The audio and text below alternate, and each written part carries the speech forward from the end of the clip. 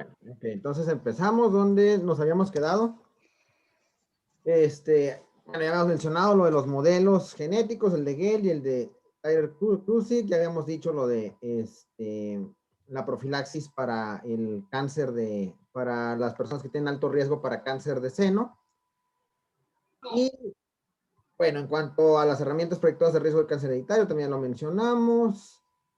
Y bueno, el síndrome de Lynch, ¿verdad? Que eso también dijo el doctor, pero ya lo vamos a ver más adelante cuando veamos cáncer de colon, pero pues también hay ciertas medidas que podemos tomar para pues tratar de prevenir el desarrollo de este cáncer en estos pacientes por la alta penetrancia que tiene, ¿verdad? Esas mutaciones en los genes. Bueno, en cuanto a mutaciones somáticas, ¿cuáles van a ser? Son las que vamos a adquirir durante la vida y va a ser la mayor cantidad de los cánceres que vamos a ver en la consulta. Van a ocurrir en una parte específica del cuerpo, es decir, pues donde se genera el tumor. Van a estar causadas por un carcinógeno y pues vamos a ver que van a ocurrir mutaciones en células tumorales, en los genes PTN53, el BRCA1 y BRCA2, el ALK, el EGFR. Algunas de estas mutaciones es importante conocerlas porque nos dan pronóstico a la enfermedad y nos van a poder predecir si el cáncer va a responder positivamente al tratamiento que le demos. Ahora, el ADN se va a transcribir en RNA, que esto se va a traducir en proteínas. Ahora, vamos a ver ahorita más adelante cuando estamos viendo lo de carcinogénesis, vamos a ver cómo esto tiene que ver con la formación del cáncer. Y recordemos que solo 5 a 10% de los cánceres van a ser resultados de mutaciones germinales hereditarias, o sea, casi todas van a ser mutaciones somáticas. La gran mayoría de los cánceres son de mutaciones somáticas. Y este proceso se puede alterar por cambios epigenéticos. Van a existir síndromes como el de Cowden o el de Lynch que pueden propiciar la aparición temprana de varios tipos de cáncer, lo que habíamos mencionado hace un ratito. Bueno, los resultados de las pruebas genéticas hay que tener en cuenta que son confidenciales, por eso se deben de pedir solamente a pacientes que realmente lo ameriten. Y pues tienen ciertas implicaciones por eso no es bueno pedírselo a todos. Y hay que usarlo en pacientes que tengan estas características, ¿no? Que tengan un cáncer hereditario en base a su historia personal y familiar. Y recordemos que a pesar que por eso no debemos mandarlos, porque podemos predisponer al paciente a pensar que puede desarrollar el cáncer y recordemos que hay varios genes que aún no estamos seguros ¿cómo se llama? ¿Qué significancia tienen? Ahora, bueno, si la prueba es positiva, pues va a ser necesario tomar acciones, ¿no? Para estas personas que salgan positivos en estos paneles biogenéticos. Y preferentemente esto hay que hacerlo trabajando pues con un genetista, ¿no? Por lo regular es el oncólogo el que se dedica a esto.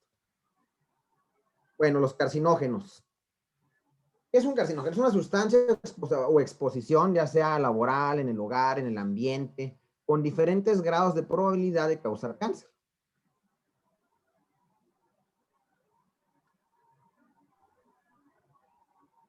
Los factores que afectan la probabilidad de que un carcinógeno cause cáncer van a ser el modo de exposición, si lo inhalamos, si es a través del contacto con la piel, si es por deglución, el tiempo y la intensidad de la exposición. Ahorita que les muestro unos modelos, vamos a hablar más de esto. Y la predisposición personal genética, era lo que decíamos, algunas veces el citocromo P450 no está funcionando correctamente en algunas personas y esto puede provocar que pues, sean más susceptibles, por ejemplo, a los carcinógenos del tabaco, ¿no? Bueno, ahora, ¿cómo sabemos cuando una sustancia es carcinogénica o cómo nos hemos enterado qué sustancias son carcinogénicas? Hay una agencia de la OMS que investiga esto y esto se hace a través de dos formas. Una, van a ser estudios epidemiológicos en seres humanos. Cuando los seres humanos se han visto expuestos a radiación ionizante, como en las bombas de Hiroshima y Nagasaki, se han hecho muchos estudios que demuestran una relación directa de estas exposiciones con el desarrollo de ciertos cánceres.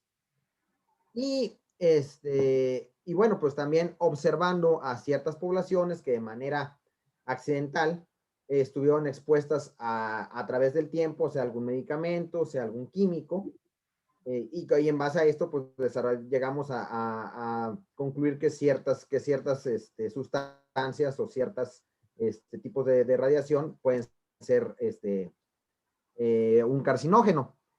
Y la otra va a ser la exposición a animales a dosis altas de cierto agente, y vamos a ver cómo si el animal desarrolla alguna neoplasia. Ambas tienen sus inconvenientes. En cuanto a los animales, pues sabemos que las dosis no van a ser las mismas que en un ser humano, y además al no tener el mismo material genético que nosotros, va a haber diferencias en cuanto a su metabolismo, en la expresión de genes y proteínas. Pues es difícil a veces traspolar los resultados de estos estudios a los seres humanos.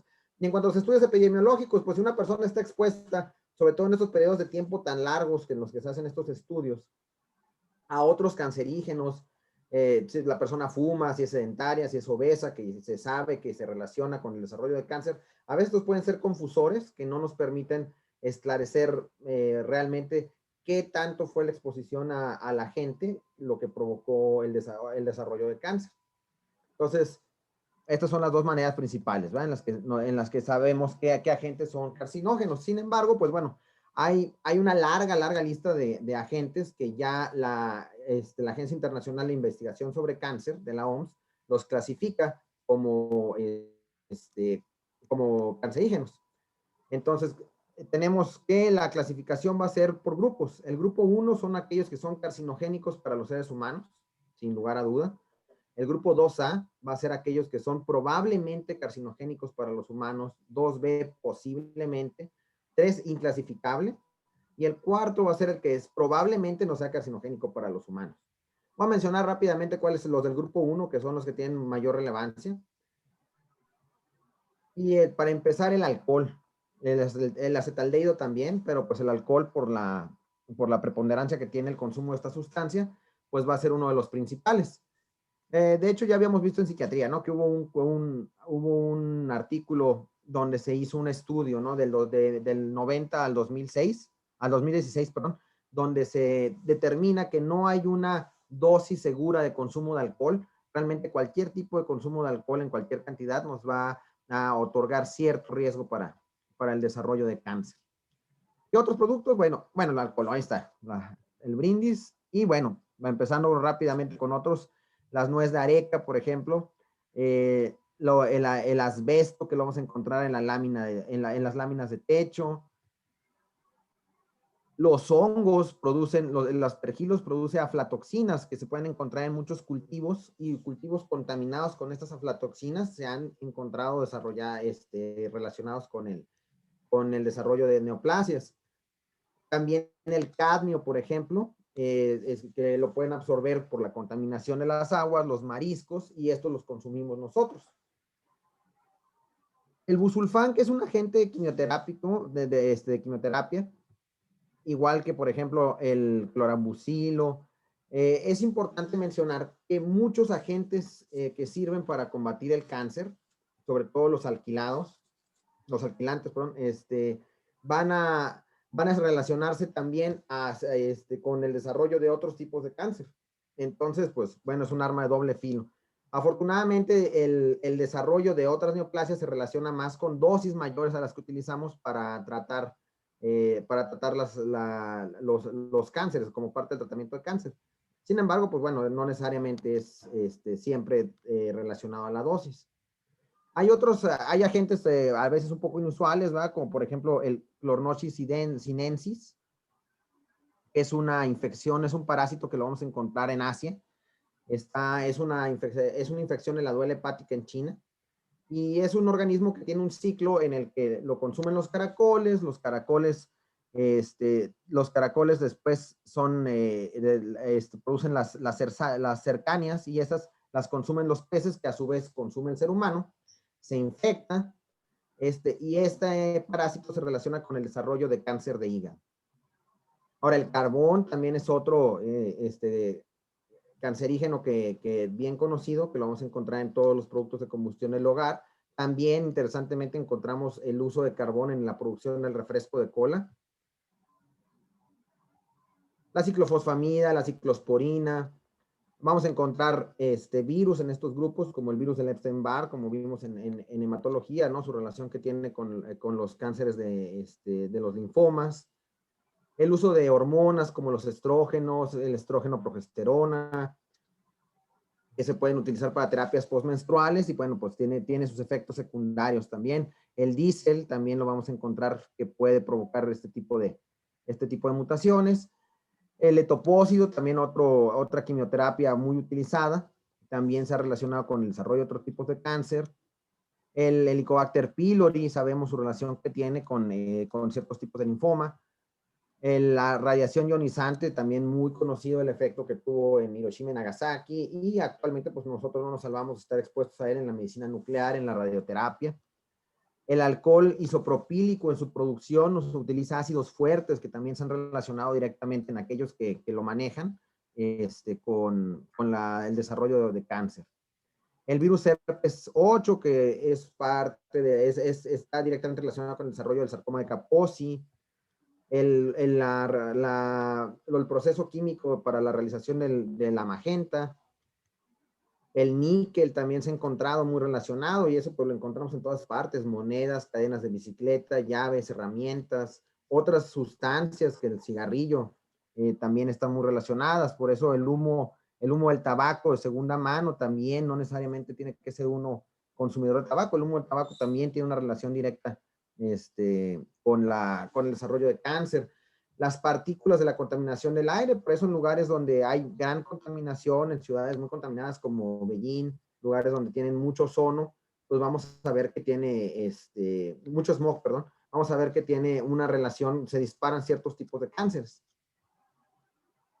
Aquellas personas que trabajan con la pintura, el consumo de embutidos, como la carne procesada, también se ha encontrado muy relacionada con el desarrollo de cáncer. El pescado salteado al estilo chino, también se ha encontrado su relación. Otro parásito, el Schistosoma hematobium, que se encuentra en las aguas en África, también se ha visto que su ciclo vital adentro del cuerpo humano pues va a estar relacionado con el desarrollo de cáncer. El polvo de la sílica, que lo encontramos en el cuarzo, en la cristobalita. El tamoxifeno, ahorita vamos a ver un poquito más adelante eso. El tabaco masticado, fumado, en todas sus formas, se ha relacionado con el desarrollo de cáncer. Trosulfán, que es otra quimioterapia alquilante. La radiación ultravioleta, pues las camas ultravioletas. Recordemos que radiación ultravioleta puede haber incluso adentro de las casas con la luz eléctrica. Estamos expuestos a cierta cantidad de luz ultravioleta, que es un daño acumulable. La radiación X y la gamma, que la encontramos en las tomografías computarizadas, en los hornos de microondas, y pues el hollín en las limpiezas de chimeneas, la gente que está expuesta al uso al hollín de las mismas. Y bueno, ahora pasemos a lo que son los modelos de carcinogénesis. El modelo de carcinogénesis general, o como lo entendemos en este momento, el modelo de carcinogénesis se va a dividir en tres, que es una etapa de iniciación, una etapa de promoción y una etapa de progresión. En la etapa de iniciación, ¿qué va a pasar? El ADN de una célula va a estar expuesto a un mecanismo de carcinogénesis, ya sea una alquilación, unas especies reactivas de oxígeno, una alteración en el metabolismo del citocromo P450, y esto nos va a causar pues un daño en el ADN. Posteriormente, ese ADN dañado, fuera de lo que pasa en otras células, no se repara y la célula tampoco muere. Entonces esa célula permanece en el tejido. Y esas mutaciones van a dar lugar a que tenga una ventaja sobre las otras células de características normales. Y esto le va a dar origen a la etapa de proliferación. Es decir, esa célula va a dividirse y todos sus descendientes van a tener esas mismas mutaciones y van a ir acumulando otras que le van a permitir empezar procesos de angiogénesis, de migración, de invasión y finalmente, pues lo más temido del cáncer, la metástasis, que sería así la invasión a órganos como el cerebro, la médula ósea, los pulmones, el hígado, el riñón.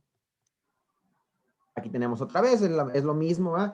Hay un carcinogénico, hay un iniciador carcinogénico, el DNA se daña, no se repara, y esa célula dañada, con ese material genético dañado, empieza una expansión clonal que va acumulando mutaciones. Inicialmente nos va a dar origen a la formación de un tumor benigno. pero conforme estas mutaciones continúen acumulándose, eventualmente va a tener una transformación a un tumor maligno. Uno de los modelos de carcinogénesis más conocidos es el de la infección, es la del cáncer cervicuterino. Aquí la historia natural de la enfermedad va a ser así. Hay un tejido normal que se expone a el virus del papiloma humano. Esta exposición va a estar relacionada con la edad de inicio de relaciones sexuales, el número de parejas sexuales y el uso o no de condón. Ahora, esta infección se permanece en el tejido y va a ser persistente y puede progresar a una lesión precancerosa o puede regresar a ser simplemente una infección. ¿Qué va a determinar que progrese o regrese? Pues ahí van a entrar otros factores como el uso a largo término de anticonceptivos orales, del fumar, la multiparidad y el genotipo del virus del papiloma con el que se está infectado. Y eventualmente, si esta lesión precancerosa nunca retrocede, puede eventualmente transformarse en un cáncer. Y pues aquí el factor para que se transforme de precancerosa a cáncer, pues sabemos que es más que nada el genotipo del VPH. Aquí está un poquito más específico. El VPH va a tener estas proteínas de las cuales se sabe bien, la E6 y la E7, que van a causar cambios en el tejido, en los genes P53 y en el retinoblastoma. Ambos genes son los primeros en cambiar y nos van a dar el cambio original en el tejido, que va a ir cambiando eventualmente y posteriormente se van acumulando otras mutaciones. Aquí en estos aspectos ya no estamos tan seguros qué parte o qué proteínas del papiloma los generan, pero sí sabemos que hay cambios en la mutación del gen AKT, del PTEN, y estas a su vez nos van a dar origen a que la lesión se vuelva un tumor maligno y finalmente pues que adquiera el poder de hacer metástasis. Aquí es otro modelo, el muy conocido, el cáncer del colon, que tenemos que es un epitelio normal, se produce una mutación en el gen APC, esto nos va a llevar a un tejido hiperproliferativo que va a desarrollar un adenoma pequeño. Se vuelve a producir otra mutación, en esta ocasión en el KRAS, y esto va a hacer que se genere un adenoma grande. Finalmente ocurre una mutación en el P53 y esto desencadena una serie de factores que van a provocar una pérdida del 18Q y el desarrollo de carcinoma de colon.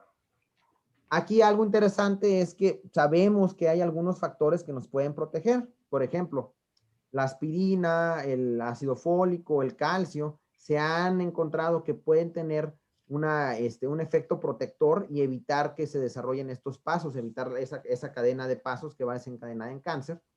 Sin embargo, pues como vamos a ver más adelante, no hay, por ejemplo, en cuanto al ácido acetilsalicílico, no hay una dosis en especial, ni sabemos por cuánto tiempo habría que darlo. Y lo más cercano que sabemos, pues es que disminuye la inflamación en un cáncer que está aparentemente dado las mutaciones por esta inflamación crónica. Y bueno, como factores reductores de riesgo, pues yo creo que uno de los principales va a ser la alimentación. El consumo de ciertos productos hemos visto que no son concluyentes y otros sí. Sabemos que el consumir polifenoles te protege de ciertos tipos de cánceres. El consumir calcio, vitamina D y B, las legumbres, los crucíferos, también te da cierto factor protector. No concluyentes son los carotenoides.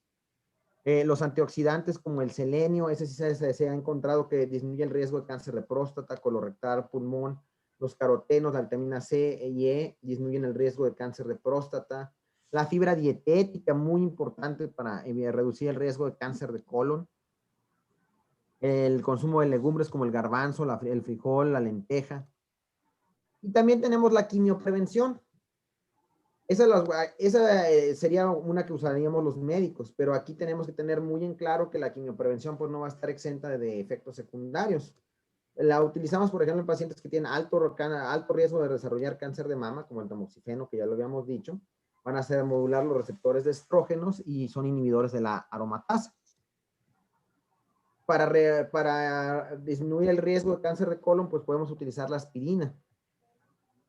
Pero recordemos que, bueno, en primer orden de cuentas, no es práctico ni racional pedirle a la gente que no se exponga a ningún carcinógeno. Ya vimos que la lista de carcinógenos es gigantesca y sigue aumentando día con día, entre más vamos estudiando diferentes sustancias que hay en el ambiente.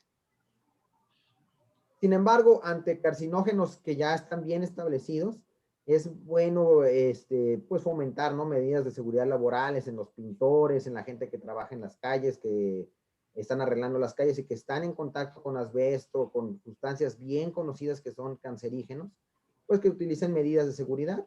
Nosotros mismos en nuestra vida diaria debemos utilizar el protector solar, ya sabemos que debe de ser un filtro de 50 y que debe usarse cada 2 horas y evitar, pues en la medida de lo posible, la exposición a los carcinógenos. La quimioprevención, recordemos que tiene sus efectos secundarios, por eso pues no se las damos a todas las personas, hay que hacer una decisión bien informada y puntual de su uso, porque pues como sabemos se va a relacionar aumento de sangrado, de problemas renales y gastrointestinales, y pues hay que tomar en cuenta que en general un estilo de vida saludable, una dieta sana y el ejercicio es lo que podemos hacer todos y lo que podemos fomentar para disminuir el riesgo de cáncer. Bueno, también esto último, la quimioprevención con tamoxifeno. Recordemos, el tamoxifeno nos va a disminuir el riesgo de cáncer de mama, pero tiene efectos adversos. Uno de ellos es que está relacionado con el aumento de cáncer endometrial. Entonces, pues como muchas quimioprofilaxis, pues es un arma de 2 filos. Y bueno, pues la prevención sigue siendo nuestra mayor herramienta para la batalla contra el cáncer porque no hay forma 100% segura de evitarlo. Y pues muchas gracias. Aquí está la bibliografía.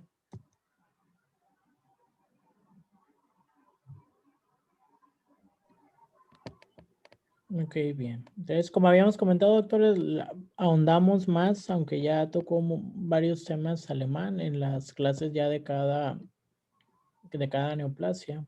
Pues continuamos, por favor.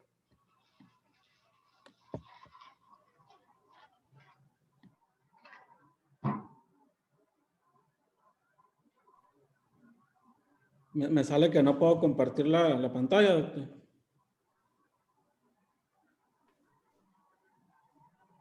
Creo que Alemán tiene que dejar de compartir su pantalla para que se pueda.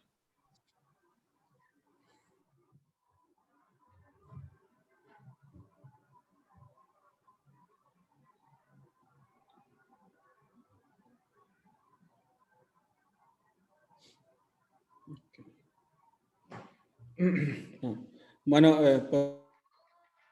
pues continuando con el tema de introducción a la oncología, vamos a ver los métodos de evaluación de la respuesta por medio del RECIST y un poquito de las escalas funcionales que nos mide el Lecoq y el Karnofsky.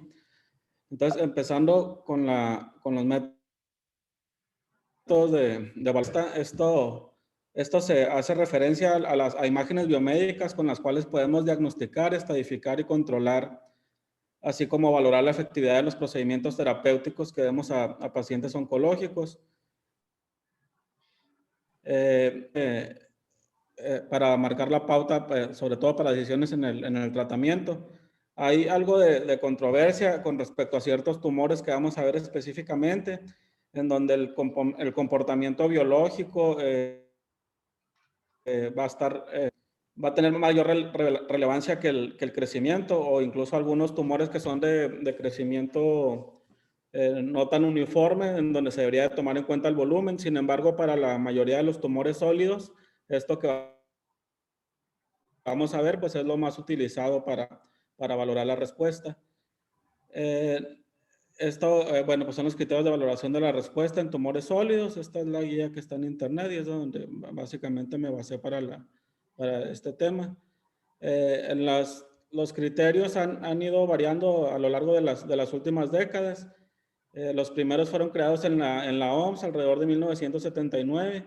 Estos mostraban, bueno, fue la primera vez que se hizo el intento de mostrar una herramienta con parámetros estandarizados que registraban la respuesta al tratamiento, además de la recurrencia y el intervalo libre de enfermedad.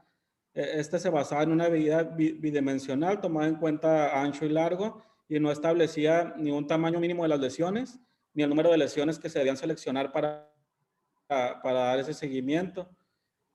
A partir de eso, en el año 2000 y en base a estos criterios, se elaboraron los primeros criterios RESIST. En este ya se determinaba lo que eran las lesiones medibles y no medibles y las lesiones diana y no diana, además de que se modificaron un poco los criterios de respuesta al tratamiento. Aquí se mantiene la imagen como una herramienta primordial para esta evaluación pero aquí ya va a ser unidimensional como es actualmente. Sí, bueno, esta sería la tabla de las evaluaciones pasadas, donde vemos que pues no estaba tan bien estandarizado como ahora en cuanto al tamaño y al tipo de las lesiones. Ya en los criterios del RESIST 1.1 que surge en el 2009 como una revisión a los anteriores también, aquí para empezar nos dice que vamos ahorita específicamente cómo se define el estudio basal, a partir del cual vamos a nosotros a dar seguimiento y a evaluar la respuesta. Nos dice que se debe realizar mediante imagen de tomografía o resonancia magnética y de preferencia siempre en un corte axial y en algunos casos se puede incluir la valoración por una tomografía de emisión de positrones y esto debe de ser reevaluado cada 6 u 8 semanas. Se dio a partir de un estudio prospectivo muy grande que se hizo en 12 años, de 1993 al 2005, y aquí se evaluaron más de 6.500 pacientes y alrededor de 18.000 lesiones diana, entonces algo que está bastante validado, y pues son ahorita los actuales. Aquí ya se define lo que es la respuesta recidiva, intervalo libre de enfermedad, y ha servido para establecer también límites en cuanto a la capacidad de los tratamientos. Las modificaciones más importantes que tiene aquí es que ya nos definen un tamaño mínimo para definir a una lesión medible, que sería una lesión mínimo de 10 milímetros y que debe de ser medida en su diámetro mayor. Además ya toma en cuenta las adenopatías, las cuales vamos a ver ahorita que van a ser aquellas mayores a 15 milímetros y en estas tomando en cuenta su eje más corto. Además ya nos limita el número de lesiones que debemos de seguir a 5 y no más de 2 por órgano. Y nos dice unos criterios específicos en cuanto a las lesiones, a la aparición de nuevas lesiones o algunas lesiones no medibles. Como definición de una lesión medible van a ser aquellas que, como mencionábamos, que van a medir más de 10 milímetros en su diámetro mayor y las adenopatías que midan más de 15. Generalmente, como mencionábamos, van a ser cortes,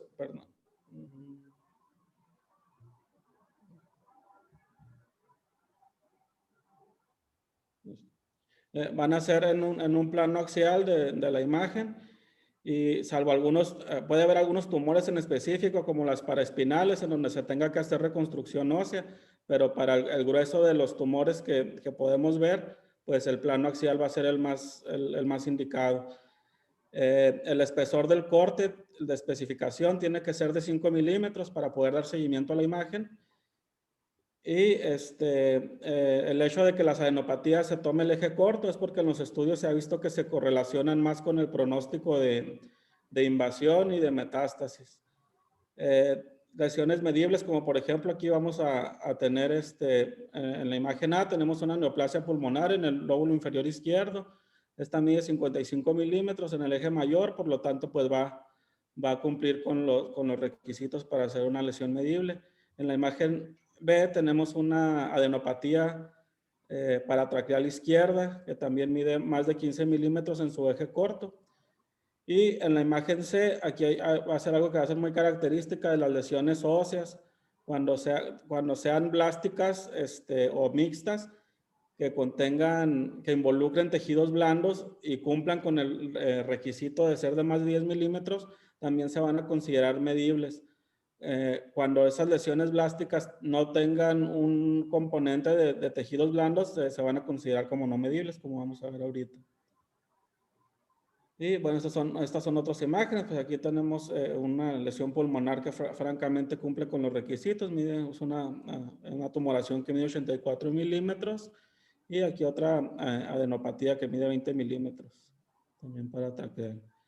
Las lesiones no medibles, estas pues van a ser las que no cumplan con las características de las dimensiones que antes mencionábamos, y además van a considerar las metástasis óseas blásticas, que como mencionábamos ahorita, que no tengan un componente de tejido blando, además de lesiones quísticas, cualquier tipo de serositis, como puede ser un derrame pleural, ascitis, incluso pericarditis, lesiones inflamatorias, por ejemplo, a nivel de mama, áreas con linfangitis o zonas irradiadas.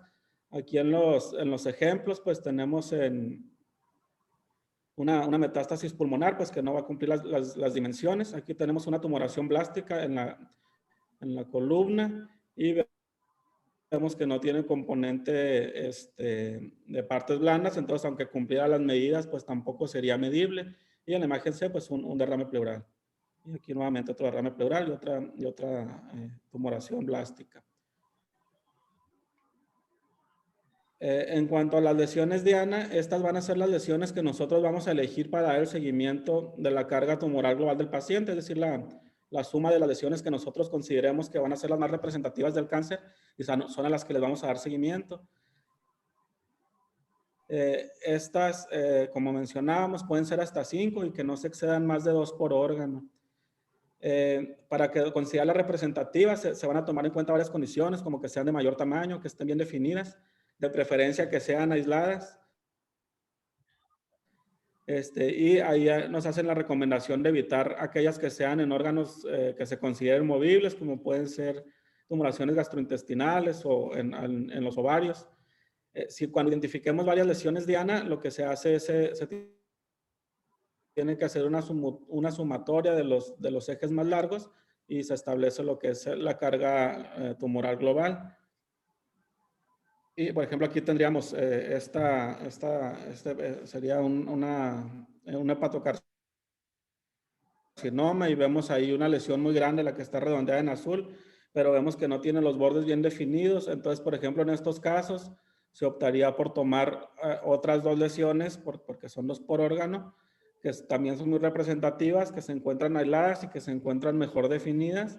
Y en base a esas serían pues las elegidas para nosotros dar nuestro seguimiento.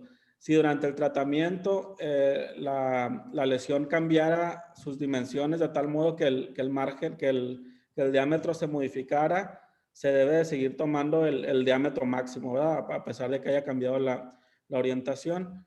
Igualmente, si la lesión se divide, se debe de sumar, o bien si la lesión confluye, pues se debe tomar el diámetro más largo en total después de la fusión. Esto es lo que mencionaba, pues, en cuanto al cambio de orientación del eje más largo, siempre se va a tomar, ¿no? A pesar de que inicialmente haya sido horizontal y después haya hecho oblicuo, siempre se va a tomar el diámetro mayor. Y aquí lo que mencionábamos de cuando una lesión se separa, pues se hace una sumatoria de los 2 diámetros.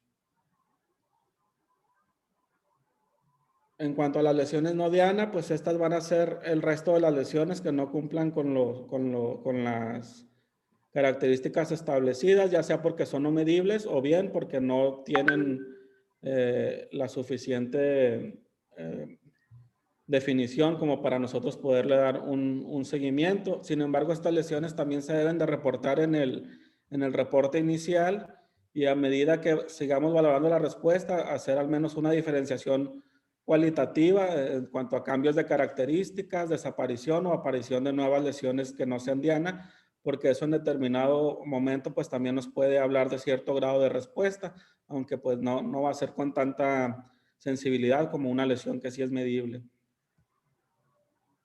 En cuanto a las especificaciones de la evaluación del estudio basal, pues como mencionamos, va a ser necesario para evaluar objetivamente la respuesta al tratamiento oncológico.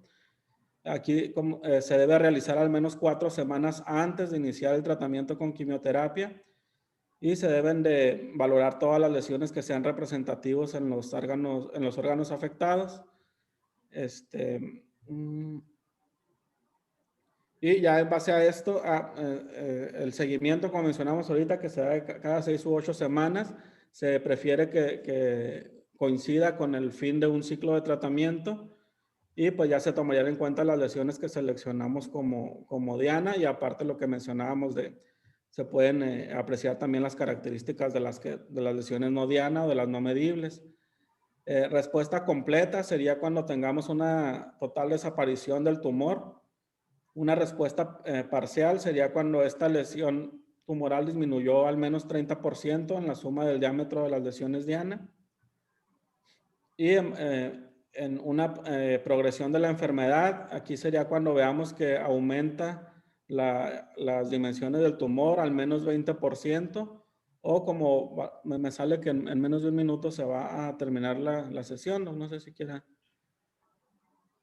empezar. Ok. Ahorita que se acabe. Sí, síguele, no hay problema. Ok. O bien un 20% que crezca o más de 5 milímetros de los valores absolutos que tengamos en nuestra lesión diana. También que haya una aparición de lesiones nuevas, también nos va a dar el criterio para definirlo como una progresión de la enfermedad. Y una enfermedad estable va a ser aquella que no cumpla con las características de las demás definiciones, es decir, que se mantenga igual, que crezca menos del 20% o que no reduzca en más de un 30%. Aquí estaría esquematizado. El primero sería nuestro estudio basal, una respuesta parcial donde disminuye el 30%, una enfermedad estable donde no tuvo variación mayor al 30% y bueno, aquí está. O sea, sería progresión de la enfermedad, pero tendría que ser mayor a 3 centímetros.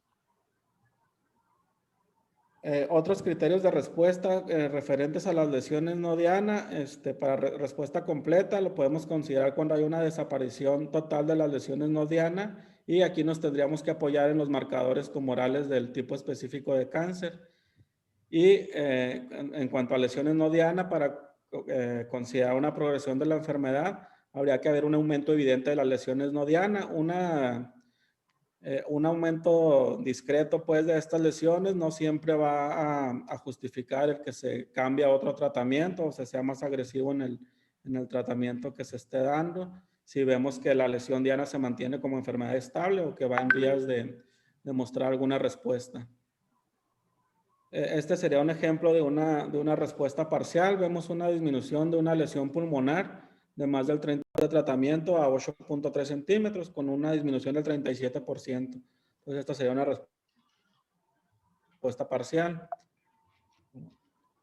Aquí vemos un ejemplo de una progresión de la enfermedad. Vemos un aumento evidente de la lesión diana, que es, en este caso sería del 34%. La lesión inicialmente medía 78 centímetros y se incrementó a 93 centímetros, ¿no? Este era un paciente con un adenocarcinoma de pulmón. Aquí sería un paciente con una enfermedad estable, también son metástasis pulmonares. Este es en un paciente de cáncer de colon y es un control a 6 semanas después del inicio del tratamiento. Pues vemos que no hay empezó la dimensión en su eje mayor era de 14 centímetros y solo se redujo a 12, lo cual no alcanza a cumplir con el parámetro del 30%, por lo tanto, ahí se consideraría una enfermedad estable. También como criterios de respuesta se toman en cuenta hallazgos de una nueva lesión. Esta debe ser inequívoca, que no sea atribuible a una diferencia en la técnica de imagen o que se haya cambiado el tipo de la prueba o algún hallazgo que sea diferente a un tumor, pues no debe tenerse precaución. Sobre todo si el paciente, si al no tomarlo en cuenta ya tuviéramos al paciente en respuesta completa o en respuesta parcial. En caso de duda hay que evaluar bien esa lesión en los estudios posteriores y si llegamos a tener el hallazgo de una nueva lesión en una región anatómica que no había sido valorada anteriormente, esta sí automáticamente se considera una nueva lesión y nos indicaría progresión de la enfermedad. Entonces, en cuanto a las lesiones diana, pues así sería, ¿no? Con las dimensiones. Pero en cuanto a la evaluación de la respuesta global, que a lo mejor es a lo que se refería un poquito el doctor, aquí hay que tomar en cuenta los cambios en las lesiones diana y también en las lesiones no diana, que era lo que veíamos ahorita de la serositis, como el derrame pleural, la citis, el derrame pericárdico o la presencia de carcinomatosis, donde si se desarrolla en el contexto del periodo de tratamiento del paciente, pues sería un hallazgo también inequívoco de progresión de la enfermedad. Esto se tiene que estar evaluando hasta que finalice el tratamiento, ¿no? Hay otros criterios de respuesta que no entran en el RECIST clásico, y estos se han venido desarrollando a partir de que en los nuevos tratamientos oncológicos diferentes a las terapias citotóxicas clásicas van a producir otro tipo de respuesta en los cuales a lo mejor no es tan evidente la disminución de las dimensiones de la lesión que evalúa el RECIST, sino que vamos a ver disminución en la vascularización de la lesión, imágenes de cavitación central, cambios quísticos o hemorragia central. Estas son algunas particularidades. Por ejemplo, están los criterios de Choi. Estos se diseñaron para evaluar la respuesta del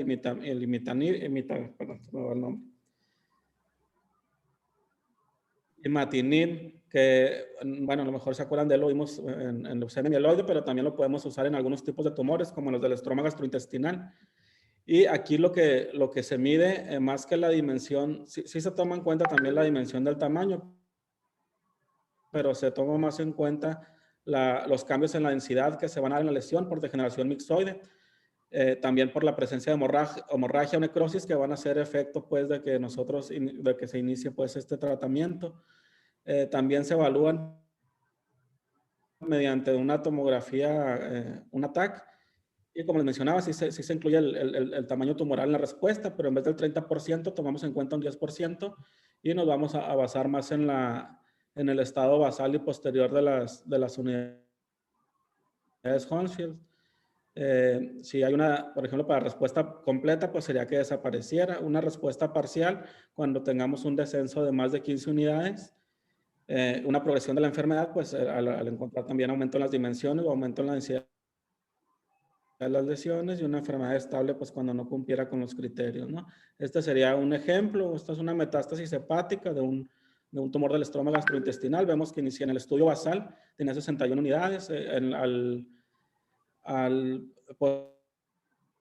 posterior a los primeros ciclos de tratamiento disminuyó a 20, por lo que ahí tendríamos una respuesta parcial, y posteriormente al inicio del tratamiento pues técnicamente ha desaparecido la lesión, por lo que se consideraría una respuesta completa. También específicamente en el hepatocarcinoma, que también se debe al uso de fármacos nuevos como el sorafenib, que se puede usar también en cáncer renal o de tiroides, o bien a terapias locorregionales como ablaciones. Aquí se evalúan otros factores de respuesta que van a ser la ausencia o presencia o disminución de los realces en estudios dinámicos tomográficos, es decir, que realcen o no al contraste, ¿no? Y de aquí parten dos criterios. Uno son los RECIST modificados, en donde la respuesta completa sería que viéramos una ausencia de realce arterial en las lesiones que habíamos seleccionado como diana, una respuesta parcial cuando hay una disminución de ese realce del 30%, una progresión de la enfermedad cuando ese realce aumente del 20%, y una enfermedad estable cuando no se cumplan estos criterios. O bien, mediante los criterios RECIST, esta se va a basar en la presencia de necrosis en la lesión diana. Una respuesta completa se va a definir cuando hay una reducción en el tamaño de la necrosis total del 100%, una respuesta parcial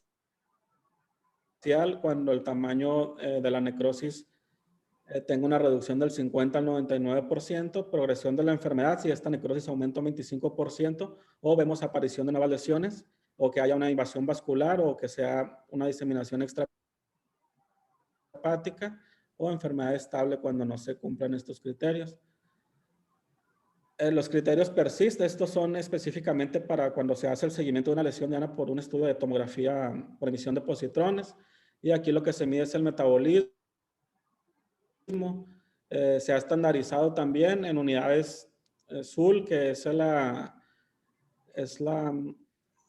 captación normalizada en la grasa magra, y es contra lo que se compara a los tumores. Una disminución en al menos 30% de esta variable nos hablaría de una respuesta parcial, y un aumento de más del 30% nos estaría hablando de una progresión de la enfermedad.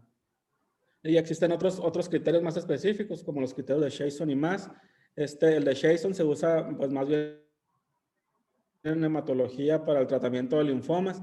Los linfomas tienen la particularidad de que no siempre regresan al tamaño normal por la presencia de la fibrosis y restos necróticos. Entonces aquí evaluar nada más las dimensiones va a infravalorar la respuesta, y también se basan en el metabolismo del tejido mediante PET. Esta analiza el tamaño y la actividad, se relaciona con las terapias angiogénicas dirigidas al tratamiento de tumores renales metastásicos, y también se hacen con estudio de tomografía dinámica. Se va a medir también la neovascularización. Pues eso es todo en cuanto a RECIST. No sé si haya preguntas para continuar con lo de las escalas de estado funcional.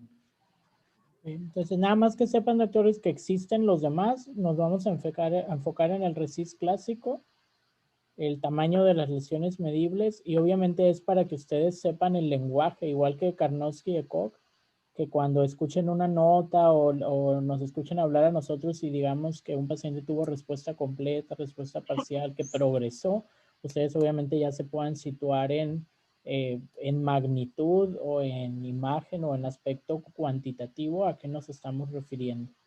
Ok, muy bien, Blanco. Ok, bueno, continuando con los estados funcionales, estos se van a utilizar como un complemento a la información médica y nos va a servir para caracterizar el impacto de una enfermedad en cuanto al nivel de independencia de un paciente. Clásicamente, pues se desarrollaron para la evaluación del paciente oncológico, aunque han sido traspolados a otro tipo de patologías incapacitantes también, y pues con buenos resultados, pero pues aquí nos vamos a basar en lo de oncología. Para esto se toma en cuenta lo que es el estado funcional, el cual lo vamos a definir como el nivel de actividad que es capaz de realizar un paciente y su capacidad para el autocuidado.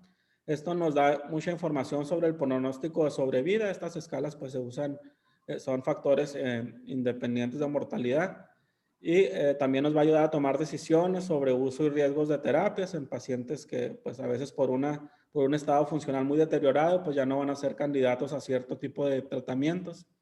Y también nos va a ayudar a definir el nivel de asistencia que ese paciente necesita, sobre todo pues para ver si puede estar con un manejo ambulatorio, si puede estar hospitalizado en unidades de cuidados paliativos o si va a requerir un cuidador. Como mencionábamos, sí se ha determinado que el estado funcional es un marcador de pronóstico. Sin embargo, esto va a ser válido sobre todo para cánceres ya avanzados. No hay que perder de vista que en cánceres iniciales, tanto la clasificación del tipo como la extensión y el compromiso tumoral van a ser los factores más relevantes, ya que estos determinan con mayor precisión el riesgo de invasión local o de metástasis. Sin embargo, pues sí, también hay que tomar en cuenta el estado funcional en cualquier estadio que se nos presente el paciente con una neoplasia nueva y viene en el seguimiento de neoplasias ya diagnosticadas. También está asociado a riesgo de complicaciones asociadas con las quimioterapias, y pues las más utilizadas van a ser la Karnofsky y la Koch, y también se menciona la escala paliativa de funcionalidad, que es una modificación de la escala Karnofsky. En cuanto a la escala Karnofsky, esta fue la primera escala desarrollada, y los ítems que nos mide es el nivel de actividad, la capacidad del trabajo, el nivel de cuidados requeridos, la gravedad y progresión de la enfermedad y la necesidad de hospitalización. Perdón. Esta va del 0 al 100, bueno, del 100 al 0, y cuando es 100 es que el paciente tiene una salud normal, cuando es 0 pues sería un paciente muerto. Desciende en valores de 10 en 10, dependiendo de los grados de limitación. El primer ítem es si es capaz de realizar la actividad normal y de trabajar sin la atención a cuidados especiales. Eso sería, cuando todo esto es normal, pues sería el 100%. Ya cuando el paciente realiza su actividad normal, pero ya hay presencia de signos y síntomas como molestias menores que se asocian a la enfermedad, ya sería un 90%. Cuando la actividad continúa siendo normal, pero ya merita un esfuerzo y son más visibles los síntomas, pues ya se consideraría en 80%. Ya cuando no hay una capacidad completa para realizar el trabajo o para desempeñarse en su casa y satisfacer las necesidades personales, pues ya sería del 70 al 50, el 70 cuando todavía cuida de sí mismo y el 50 cuando la asistencia que va a necesitar el paciente pues ya es constante. Y definitivamente ya cuando es incapaz de cuidarse de sí mismo y va a requerir no va a bastar pues de un cuidador en casa, sino que vaya a requerir de cuidados institucionales en un hospital, pues ya iría del 40 hasta el 0, que sería un paciente pues ya con alguna condición para hospitalizar. Esta escala se desarrolló en los años 40, esto es a partir de un estudio donde a los pacientes con cáncer pulmonar se les dio mostaza nitrogenada como tratamiento y ahí se evaluaron las diferencias que había entre se valoró de manera objetiva y subjetiva la diferencia entre la dimensión de la funcionalidad. Y aunque ha sido el más estudiado, pues ya no se usa tanto, es el que pues ya se ha sustituido por el ECOG, sobre todo porque el ECOG pues es el que se usa sobre todo para los estudios clínicos de los nuevos agentes, casi todos en sus criterios de exclusión, cuando tengan un ECOG alto ya no van a ser candidatos, pero la Karnofsky sigue siendo la más sensible para la asociación con mortalidad o morbilidad o complicaciones. La escala ECOG fue desarrollada en Estados Unidos por el Instituto Nacional de Cáncer. Aquí pues también lo que nos mide es la funcionalidad como parámetro para evaluar el efecto de las quimioterapias. Tiene 6 niveles de funcionalidad, desde el funcionamiento normal, que aquí sería al revés, a menor ECOG es que el paciente es más funcional, un ECOG de 0, y a mayor ECOG es que el paciente va perdiendo funcionalidad, hasta un ECOG de 5, que sería la muerte. Básicamente son 2 elementos que se van a categorizar, que es la capacidad de ambular y la necesidad de cuidados, y también pues, nos va a servir para las decisiones terapéuticas. Al manejar nada más 6 niveles de graduación, pues es más sencilla de utilizar y pues por lo tanto, pues sí, es más usada ahorita que la anterior. Aquí vemos, ¿no? El 0 sería un paciente completamente activo que es capaz de realizar todas las actividades previas a la enfermedad sin ninguna restricción. Un ECOG 1 cuando ya hay una restricción de la actividad física externa, es decir, por ejemplo, un paciente que es capaz de caminar y realizar trabajos leves, como trabajo de oficina. El 2, un paciente que es capaz de caminar y que mantiene el autocuidado, pero que ya le cuesta realizar cualquier otro tipo de trabajo, o bien que deambule más del 50% de las horas en las que está despierto, se sigue considerando un ECOG 2. Ya un ECOG 3 es cuando el paciente ya tiene limitación en el autocuidado, se mantiene postrado más del 50% de las horas que permanece despierto. Y el ECOG 4 sería un paciente completamente incapacitado que no puede realizar ninguna atención de autocuidado y está totalmente confinado a cama o silla, y pues el ECOG 5 que sería un paciente muerto. Otra escala que se menciona es la escala paliativa de funcionalidad. Esta se realizó en Canadá en 1996, es muy parecida a la de Karnofsky, pero al considerar a un paciente ya como en cuidados paliativos, ya no interfiere tanto en la cuestión de la necesidad de hospitalización del paciente. También va del 0 al 100 y nos habla sobre todo de igual de movilidad y actividad y evidencia de la enfermedad, la capacidad para el cuidado, la ingesta y el nivel de conciencia. Y esta se usa, pues, como les mencionaba, para pacientes que ya no son candidatos a ingresar a atención hospitalaria. Pues estas escalas se han estudiado, pues tienen muchas décadas y se han estudiado de manera interobservador y se ha visto que cualquier personal médico puede ser capaz de dar un puntaje a los pacientes, y la reproducibilidad ante otro personal sanitario pues es muy parecida. Y esta sería nada más una correlación entre las escalas, más o menos lo que veíamos, pues un Karnofsky de 100 va a corresponder con un ECOG de 0, un Karnofsky de 60 a 50 ya estaría con un ECOG de 2 o 3, que sería un paciente pues ya con una limitación franca, y pues un Karnofsky ya de 10 o menos sería equivalente con un ECOG de 5. Y pues sería todo.